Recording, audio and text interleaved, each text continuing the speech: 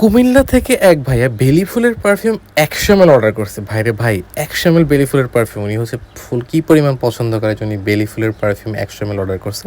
তো উনি আমাকে বলছে এটা হার্ড করে দিতে। যাই হোক হচ্ছে যাতে ঘ্রাণটা বেশিক্ষণ লাস্টিং করে। আসলে কাস্টম পারফিউমের যে সমস্যাটা হচ্ছে এটা হচ্ছে প্রচুর সময় লাগে, কারণ একেকজনের এক ধরনের পছন্দ। তো একেকজনের এক ধরনের পছন্দের কথা মাথায় রেখে আমাদের প্রতিটা পারফিউম আলাদা, আলাদা বানাইতে হয়। এই কারণে অনেক সময় আমাদের কাস্টমার পারফিউম পাইতে সময় একটু লেট হয়। কারণ দেখা গেছে একেকজনের একরকম পছন্দের প্রতিটা পারফিউম আলাদা, আলাদা করে বানাইতে হয়।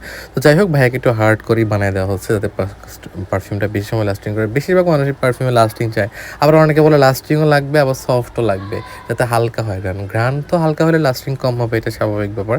যাই হোক, তো ওনার জন্য হচ্ছে এটা বেশি করে যত লাস্টিং বেশি করে বানায় দেওয়ার চেষ্টা করতেছি। বাকিটা হচ্ছে আসলে ওনার থেকেই শোনা যাবে যে আসলে কেমন লাগছে।